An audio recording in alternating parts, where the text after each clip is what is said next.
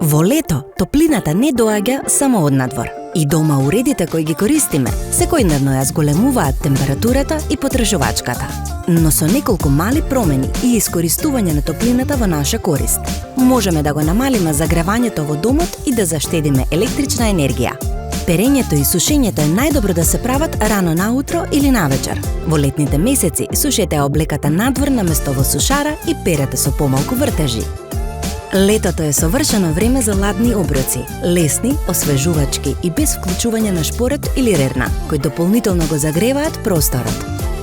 Фрижидерот троши повеќе ако стои покрај шпоретот или на директно сонце, а добрата организација на апаратите во кујната помага за намалување на нивната потрошувачка.